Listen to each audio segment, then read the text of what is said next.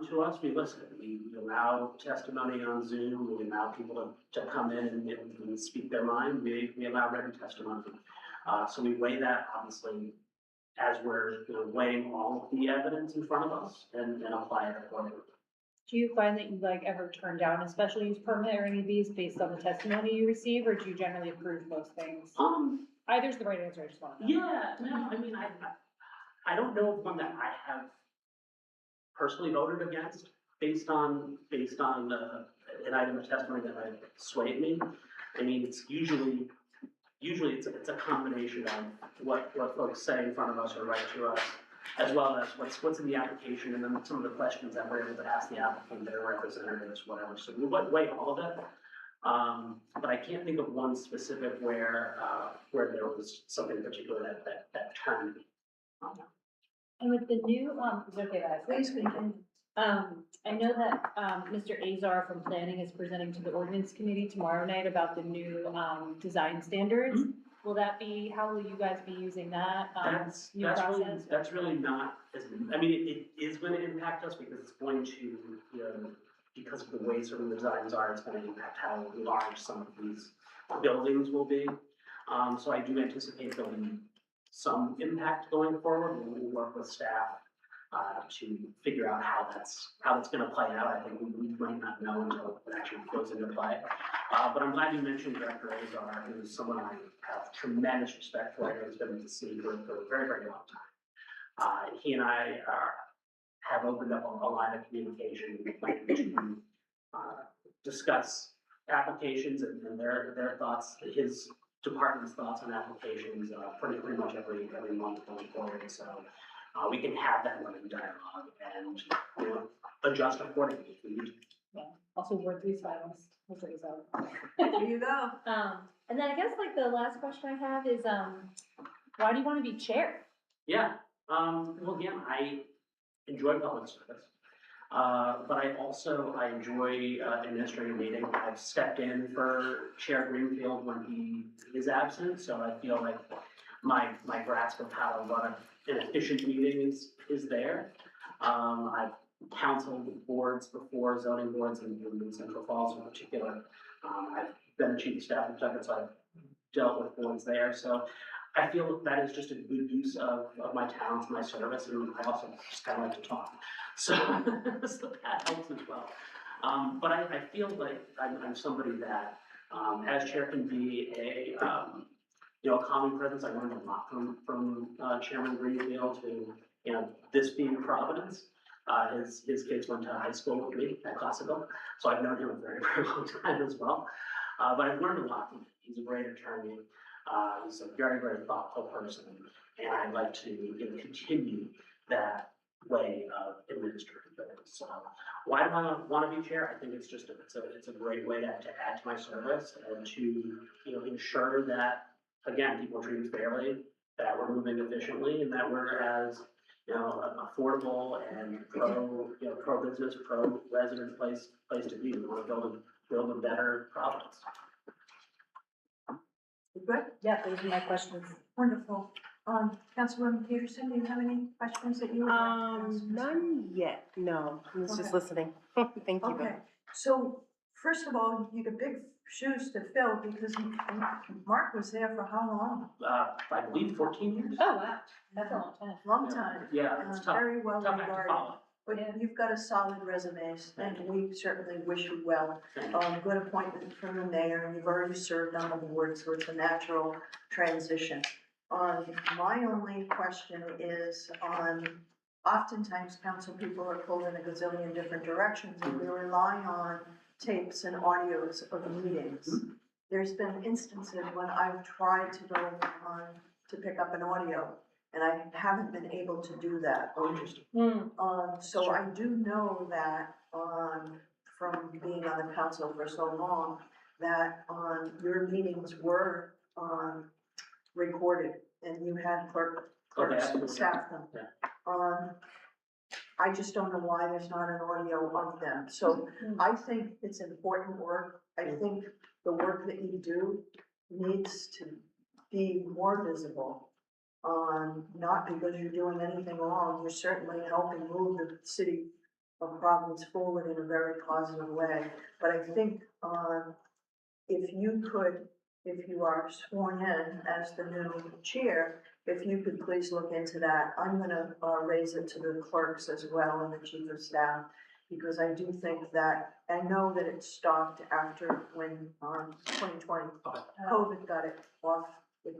I'd be happy to raise that, should I be, I think it's important, so if you're not staffed by clerks, we are. then we should have audio. Can I ask you guys, do you know anything about it, my famous clerk sphere? Do you know anything as to why that stopped? Not to my knowledge, Okay. no. Is there anything about location, maybe, where do you guys meet? 444. You're in 444, there's, I mean, there's Zoom, it's on Zoom, it's definitely. okay. And I hear that they're recording, because I always hear the recording in progress. Yes. So I don't, there could be a technician or Let's something. that be something that Yeah, you and I happy, can work happy to with. work with you on it. Okay, that sounds great. Yeah. I don't have any questions. I think you're a tremendously talented individual. Proud that you grew up in the mighty Fifth Ward, I might say. We raised good people. But anyway, I know your family well, and your commitment to public service is admirable, so I thank you for that. Thank you, Chair. Committee member, Councilwoman Graves. Make a motion to start. The nomination. Approve. Okay, so you're making a motion to approve. Yes. Approved made by, Councilwoman Graves, seconded by Councilwoman Andujar. All in favor, aye. Any opposed? Nays, ayes have it, motion carries. You move on, your appointment moves on to the full council for a full vote. Thank you very We much. wish you well. Thank you, appreciate your time and always an open door. Thank you. Okay, Madam Clerk. Last item on the agenda, please, item 2. Could you read that? Resolution requesting the abatement of Rhode Island Business Development Institute's property taxes for tax year 2025. Okay, thank you all. Who do we have? Who do we have to present on this matter? We have the famous Lisa Rangland, who lives in my ward. That's right. Thank you. Okay, guys, we're trying to conduct business here. You do like to talk. I do, I'm sorry. I always got in trouble. Please swear the witness in. Right here. Do you swear under penalty of perjury that the testimony you're about to give is the truth, the whole truth, and nothing but the truth? Yes. And please state your name again for the record. Lisa Rangland. Okay. So, did we read this into the record? Did I ask that? No, we skipped. We skipped. So let's read item 2 into the record. I just read You did? it. Oh, yeah, she did. I meant. We were talking in the back of the room, it was driving me crazy. Okay. Ms. Rangland, welcome. Thank you for presenting yourself tonight. We have a number of questions, but I'd first like to give you an opportunity to address the committee and ask for what you would like us to vote on. Absolutely. So Chairwoman, thank you so much for your leadership, and thank you for allowing me to be here today. And to Council Member, thank you so much. And Councilwoman Gray, thank you for sponsoring this abatement for us. I am Lisa Rangland. I currently represent the Rhode Island Business Development Institute. I'm here in that capacity. I will share about the work that we do. I did also listen to the tape from the last meeting, so I'm also prepared to answer all the questions that were raised. But I'm here representing RIBD, Rhode Island Business Development Institute. It's a 501c3 entity. It's reside at 220 Smith Street in Providence, so it's a charitable organization. We are actually requesting abatement of the taxes for 2025, which is in the amount of $10,976.28. And just a little bit about us as an organization. Some of you probably very well know, we are a grassroots organization.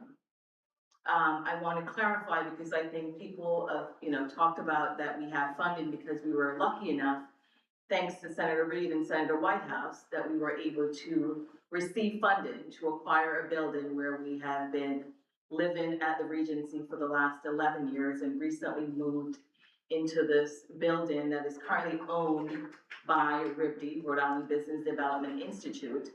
But I want to be clear, we are a grassroots organization. Over the last 10, 15 years, and even before that, we have a tiny little skeleton budget, and without the support of Senator Reid and Senator Whitehouse, we would not be in that building that we are in right now. In addition to that, why we're seeking this abatement specifically for the taxes for 2025, all of us here know the climate that we're in. We are an organization that supports communities of color, not only communities of color, but we work to help businesses create jobs, education in terms of helping people to increase their academic outcome. In addition, we help with leadership development. So the work that we do, it's really driving economic growth. It's also driving job creation. I don't know what the next year or two will be as it relates to us as an organization based on the current climate. So I do want to share, and I'm sure that you may have already heard from last meeting, is that we did had a legislation that were submitted on our behalf last year by Senator, we have Senator Bazillion Jake and Nathan Bia on the rep side. That was passed in July of 2025. That will go in effect January 1, 2026. Keep in mind, when those legislators actually present their bills, they were hoping that this would be retroactive, right? So I think we learned after that, this is not how it works. I think we heard from Chairman, the finance person, Larry Mancini, talked about the timing and how that works. The legislators did not know. They thought it would be retroactive, right? And we found out that it's not. But I would like to share specifically about our impact, because it's one thing to talk about, you know, asking for an abatement of taxes. I live in the city of Providence, and I'm sure all of us that have property owners understand the impact from from property taxes. But I also want to speak to, when we talk about equitable, we know firsthand in the city of Providence, there are many other nonprofit organizations in the city that is currently receiving tax credit or have received tax credit, and they have a lot more funding than we do. I also would like to share that the building is owned by the Rhode Island Business Development Institute. We have not paid our 2025 taxes as yet. And I'm just addressing some of the questions that were raised from our last meeting. We appreciate that, thank you. There were some discussion around our address. Again, as I noted, our address is 220 Smith Street in Providence. We actually moved into that building in 2024. So I think if my memory serves me correctly, we had a ribbon cutting like in May. We waited for about 1.5 years to get permit to start development in that building.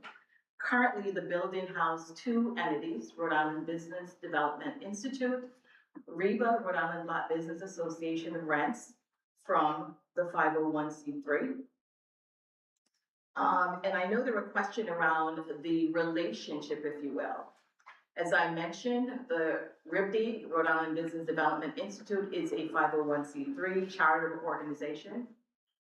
We like to consider it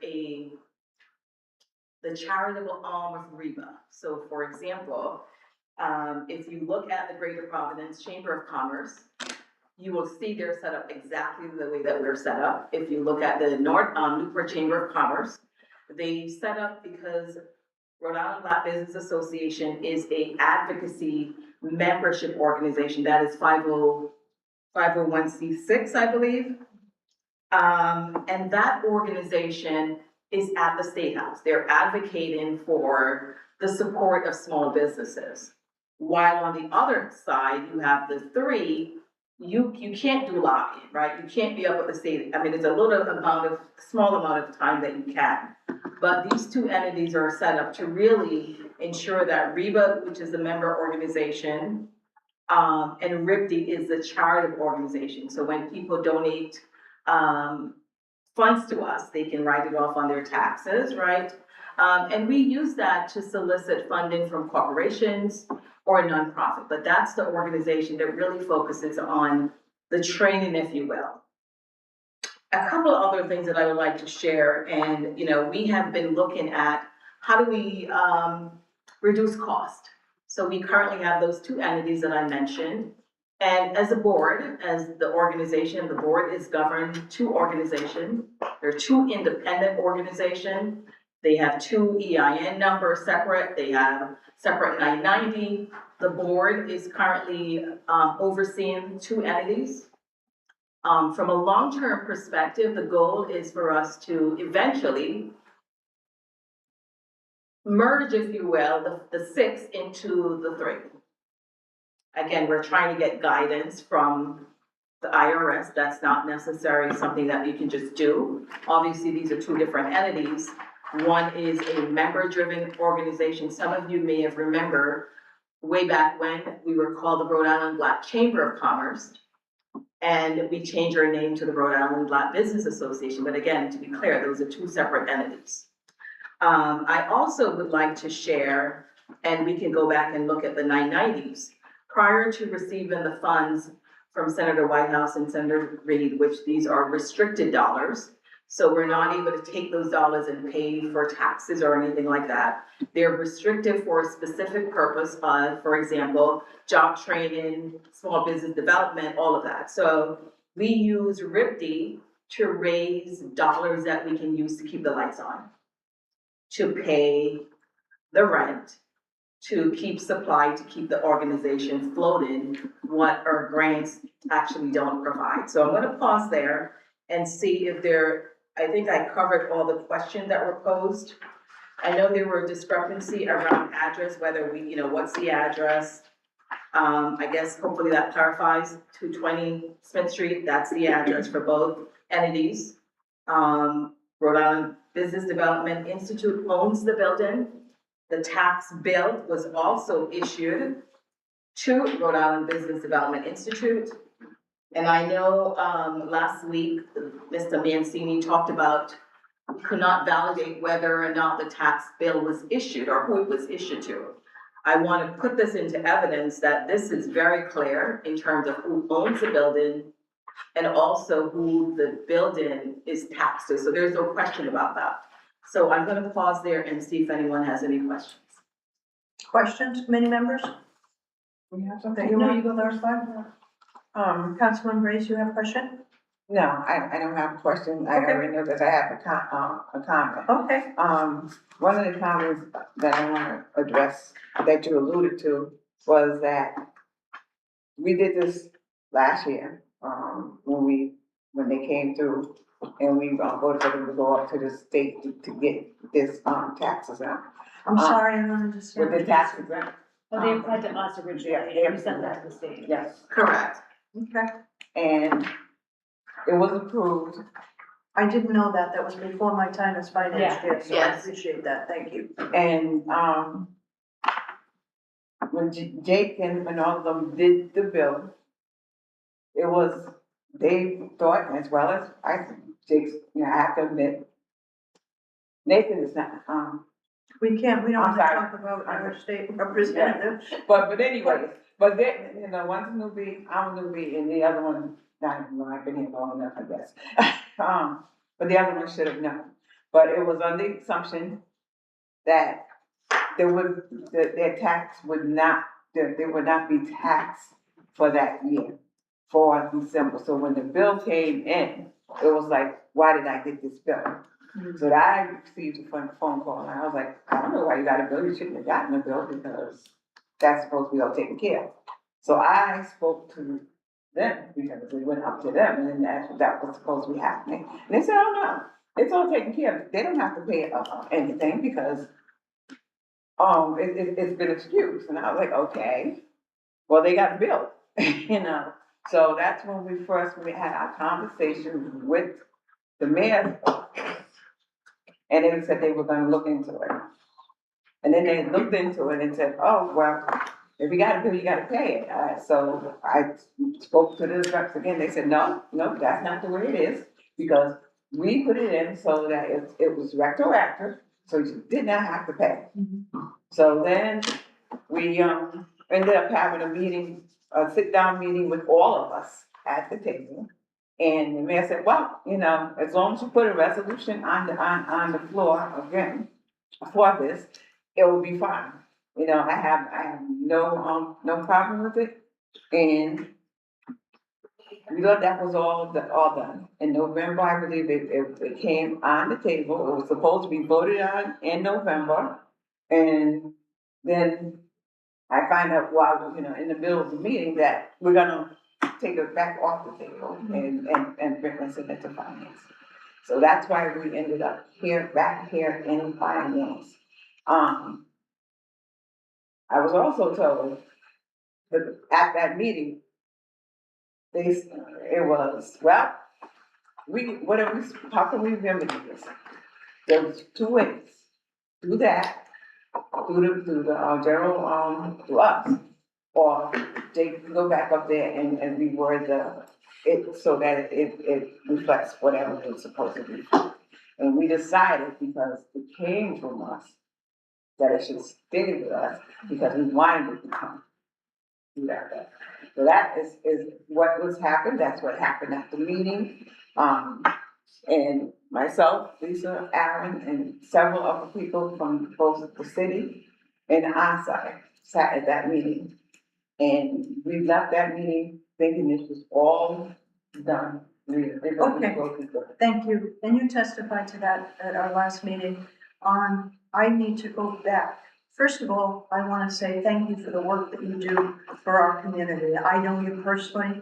I mentioned you're a member of my neighborhood, and we've enjoyed a wonderful relationship over the years, and you do great work. This has nothing to do with the work of REBA or, I can't even say it, RIBDI. This has nothing to do with that, but this is about process. So whatever the history was on this, the state house, first of all, the mayor can't compromise taxes. That authority only lies with the city council. And the state can grant, even though we don't like it, on tax forgiveness. They can't go back in time. They can't do it retroactively. And the reason that that can't be done is because when this body, our body, goes through a budget hearing, a budget process, we have open meetings, we have hearings, we fight over the budget, we labor over it, and, everything is done in open meetings and hearings, and when we're done and we vote on it, at the end of the day, the budget is certified. That tax amount, tax levy is certified. When we get audited, the auditors come in and they make sure that the tax amounts and the bills and all that all add up and work together. So why we're here today is because it is a matter of process. And I want to clarify, our state legislators, our brothers and sisters on the Hill, they didn't make a mistake. What is before us today and has been before us is a retroactive tax abatement. So going forward, RIBDI has gotten an approval from the state to be classified as tax exempt.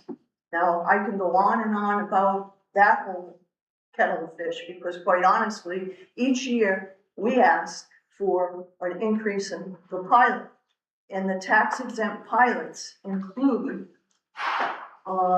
Gina, help me, they are hospitals, they are government schools, hospitals. Those are the tax brackets that we get pilot payments from the state on. The state approves these tax exemptions, and we don't get increased pilot. So we're losing revenue. I personally don't like to approve tax abatements outside of the budget process. Because why? Because it's a process and we labor over it. And again, we heard our chief talk about certifying the levy. So I just wanted to clarify, there was no error The state legislation, can only go forward. Maybe the people that submitted it had a different understanding, but the reality is only the city council can, even entertain a discussion for retroactive. The council staff put the matter on the docket for a vote that night. When I saw it, I said, you can't do that, folks. We have to research it. We have to cross our Ts. We have to understand what it is we're doing and how that is going to affect our existing budget. So, that being said, there's a whole nother direction I wanna go in on that, but before I do, I just wanted to ask, when did RIDDI, just for my own edification, when did that begin? So I have the, information here from Secretary of State, and I believe it is. So that organization was actually started initially June 19, 2014. 2014, okay, all right, I didn't know that. And you said in your testimony earlier that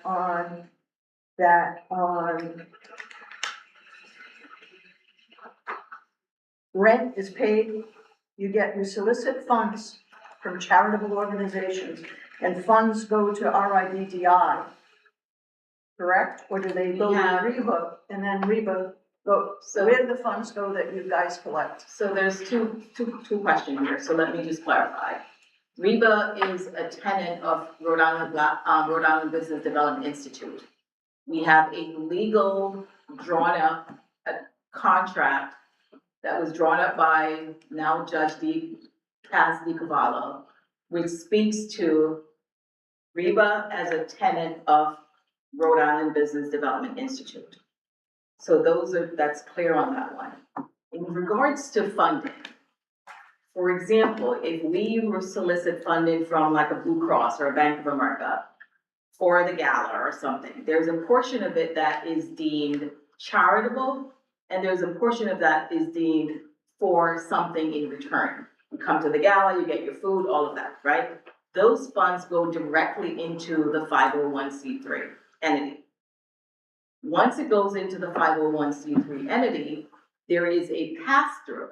As I mentioned earlier, RIBD is the charitable arm for Rhode Island Black Business Association. There is a pass-through where the funding can either be used directly from the 501c3, or it is used as a intercompany, if you will, where the funding is transferred to REBA for different services. However, I should note, this structure, if you will, is not unique to just REBA, or it's not unique to just, any organization. This is a structure that has been in place for many years and is currently utilized across our state. So I just want to be clear there. And also, Councilwoman and Chairwoman, you talked about the process. I fully understand the process. I also are clear around when we initially came to this body, maybe not all the people here, but we came initially in terms of trying to get guidance around this once the building was acquired by the 03. And we were told that we needed to go up to the State House, which we did. Everything that we were told to do as it relates to process. Who told you to go up to the State House? We met with the mayor's office. We actually, if my memory serves me correctly, we met with the finance, she's no longer here. Ellen? Yes, we actually came to this meeting, I actually presented. And I thought it was approved, so we were kind of surprised when we are back again going through the same thing. Okay. So it was, what's the woman's name? Ellen Anthony. Ellen Anthony, she's no longer. Yes, so we presented to her before, Okay. and we were instructed that we need to go find legislators, which we did. We're in the district for, Senator Bazillion and, Rep. Biel were in that district. The building is located in there, and they were, very, supportive in sponsoring those legislation for us. Can I ask how many, so the draft of the ordinance says educates, advises Black entrepreneurs in Rhode Island, contributing to the growth of Black-owned business statewide through the small business community. How many Providence folks do you touch? I understand you're a statewide operation, but The bulk of her client, I don't have the specific number in front of me, but I'm happy to share that. The bulk of her clients is actually in Providence. Chairwoman, let me just share, since 2015, we have led the CDBG program for the city of Providence. Each year, for that $80,000 or something like that we get from the city CDBG funds, we're required to service about 40 businesses. Every year we have exceeded that. So that they're all started, Providence businesses. sorry? They're all Providence businesses. All Providence businesses, we have to serve young adults, there are some that are, 18 through 24, I believe. And then the rest of them low to moderate income. So again, we have the Emily, I can't think of Emily's last name right now, but their guideline, these are low to moderate businesses that we are supported, that we are required to support. In addition to the technical assistance that we give to Providence resident, we also have a small microloan program that we are able to give. These are funds that came in from the POC Foundation Pizza Opportunity Connection. We give small grants from $500 to $3,000. These are pass-through dollars that came in from Ms. Barbara Pepito and her chair that we can give to businesses. For example, they are behind on their rent. They have something revoked. They need a bookkeeper for a very small project to get their financial stuff underway so they can get a loan, right? We give them a startup money, if you will. In addition to that, we actually have a young business pitch, young adult business pitch each year. We get a small amount of funding from LIST, and we give out about $10,000 typically to 3 young people. They're always under 30. And these are young adults that have ideas that they want to bring to market, right? And we are so grateful for the support that we've received over the years that we can invest in young people that have ideas. For example, one of the young men that won last year was a student from the med school.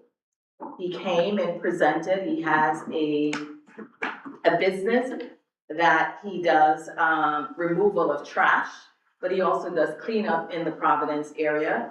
And he came and pitched to us because he wanted to buy another truck. He has a small truck and he wanted to purchase another one. So he was the first place winner. We were able to help him with a $5,000 grant so he could move forward to buying his truck, right? So, this work is vital. It's critical to many of the companies that we serve. And I can share with you that we're a statewide organization, we're open to the public. We just don't only support Black businesses. So can I, and it's a great story, and I thank you so much for sharing it. I just have a couple of questions.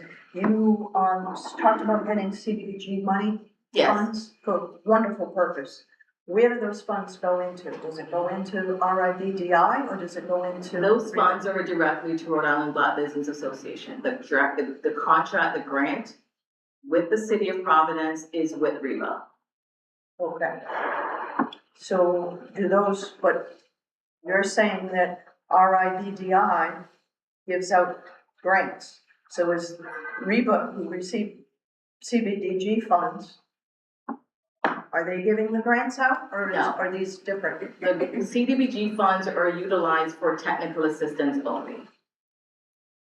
The charitable fund from POC, there's the monies that they gave to a 501c3 entity, which is Rhode Island Business Development Institute, right? So the CDBG And the program that you talked about is, Since 2015, Rhode Island Black Business Association, that operates out of the same building that Correct. your 501c3 does. Yeah. The 501c3 is the nonprofit entity that owns the building and is asking for a Correct. tax statement. Okay. Do you have trainings? Do you have any earned income? And who does the education or who does the training? Is it REBA or is it, the other, RID? So, we currently have some training that is provided directly through the Institute, the Rhode Island Business Development Institute, and some is provided through REBA. So for example, we have a couple of programs that is funded right now through the Department of Labor and Training. Those funds go directly to REBA. We have elite mentorship program that we provide to young adults that are college bound. And then each year we train at least 30 professionals that are looking for career advancement. Those are restricted funds that comes directly from the Department of Labor and Training, and it's out of the Real Jobs funding. That is restricted for the purpose of work readiness, if you will. When we talk about RIBD, Rhode Island Business Development Institute, it is a organization that we use to solicit funding from private people just like yourself in the room, right? For example, if someone has I don't know anybody that has these private foundation, but we have people that donate from here to there. 401 gives maybe a $5,000 into RIBD because it's a charitable write-off for them. So those are two separate entities, as I mentioned. And I can share with you that we have KLR, an accounting firm, came in, evaluated everything that we're doing. We have several attorneys on our board, and we have reviewed everything that we're doing, that we have done over the years, and everything is a check, right? I can tell you that very recently, Citizen Bank actually had a program where they came in and evaluated our bylaws. And everything that we have put together is in order, right? There's nothing. I think, when I think about 10,000, close to 11,000 that we're talking about in terms of the request, we have been here so many times over, and Chairwoman, I know you weren't here, but while I respect this body and I'm grateful for the leadership, I will ask that I do hope, because I've sat in this room before and I've seen organization came in and asked for tax exempt for a building that they haven't even purchased yet. Yeah. I was sitting back there and that happened and that was moved ahead, right? So I do hope that as we're talking about equitable and fairness, that it's applied across the board. Because when I sat in the back and I was here, there were presentations that were done, not by a woman of color, not by an organization that's led by a Black woman, or organization that support Black and brown and poor people. The treatment was different. So while I do appreciate the process that we're following, I will also ask that whatever guideline or processes that we're utilizing, that it's done in the same manner regardless of which organization comes in front of this body. I can tell you, I was not here when this matter was presented. I think we've already heard that. So I don't know what you've gone through. I can tell you, I have been a council person. I'm in my 12th year. Everything that I do is open and forthright, and I treat everyone with respect in the same way. I love this body, and I also make sure that we follow appropriate protocols as a chair, and that's what I'm doing. And I want to say one more time, no one questions your organization's value, commitment, and I personally, you know me personally, and I know the work that you do, and that's great. This question that is before us has a direct income impact on a certified budget. That is it for me. You've kindly, I also had questions as to the two entities, the relationship with them that you've testified to, and we're so happy that you came in, and I'm sorry that you had to come in multiple times. But we've had conflicting information from the application for the exemption. We had conflicting information of the addresses. You've seen it yourself, and you helped us clarify that. And everything that we do has to be done on record, as a matter of record, so that when we vote on it, we're asking our colleagues to vote on it. They know we vetted the project, we vetted the issue. It isn't about people, it isn't about personalities, it's about the work that we have to do, and it's on our table. So I'm going to say on that, I'm very concerned that if we go down this road of forgiving a retroactive forgiveness on an existing budget, we're opening the door for other entities that have value and are very important to the city of Providence, just like you. So my concern is if we open that gate, there are, I can tell you, 6 properties that I know of that were received state exemption for next year, not for this year. But if we make an exception and we grant a retroactive abatement, we open the door for all of those others. So the value is like $220,000 for the 2025 requests up at the State House that were granted for next year's budget. This is gonna be, it's only $10,000, it's not a lot of money, almost $11,000. But the other properties, will cost the city about $220,000. We all know we've got the snowstorm, that is an unplanned expense for our budget. This is an unplanned expense, the $220 possible that may hit us. We've got the shooting up at Brown. Councilwoman, I'm speaking, I will call on you when I'm done, so you can put your hand down. No, I can keep my hand up. We're gonna continue to speak. I will continue to speak as the chair. Thank you very much. So, we've got a lot of expenses coming in this budget. I've spoken with the administration. I know that we're going to be announcing an essential spend going forward.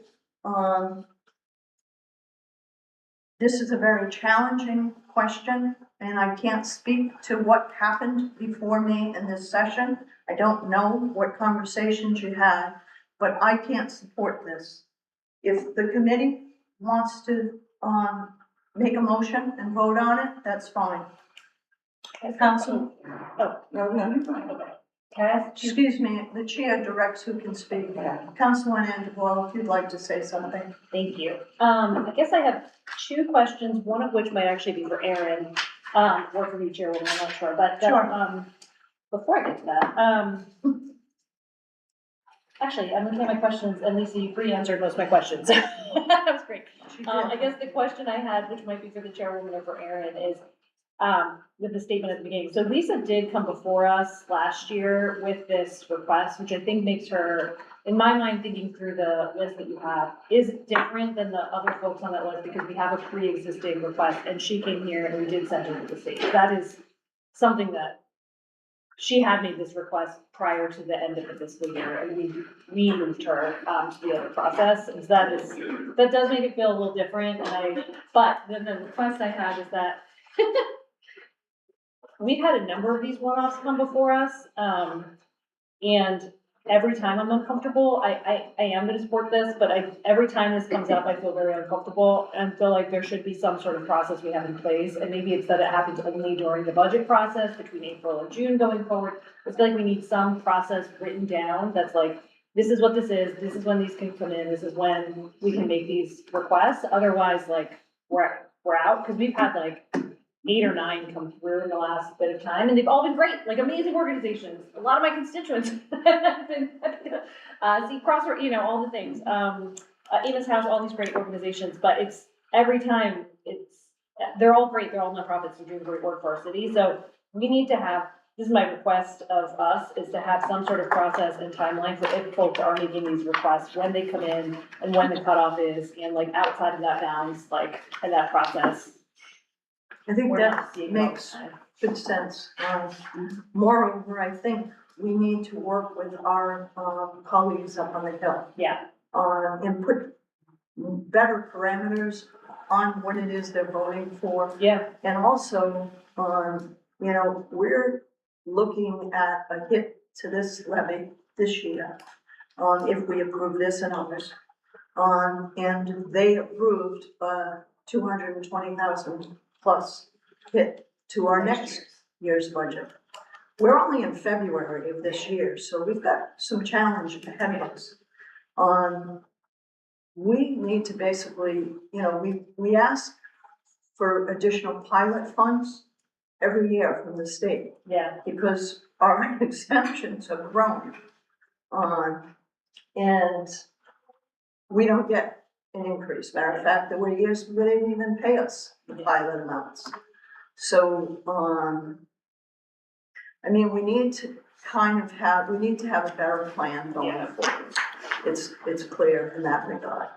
Councilwoman Graves. Yes. The other thing, we're talking about, the monies that we're gonna be shortfall in now. Again, prior to you coming here, we took money from that was allocated through that ARPA fund, remember? That's a whole nother topic. No, you It's did. off topic. So was this thing about what we're gonna have to do? No, it's not. It's Yes. relative. You're out of order now. I'd like to take a vote. Do you have a motion? I motion we approve this one off, this one. Motion made by Second. Councilwoman Andujar, seconded by Councilwoman Graves. I say no. So it's 2-1. Motion passes. This goes to the council. Yes. Lisa, I do want to reaffirm, this has nothing to do with you or the work of the organization. I apologize if you had to come in here, but I think you're walking away with a recommendation from this finance committee to pass it.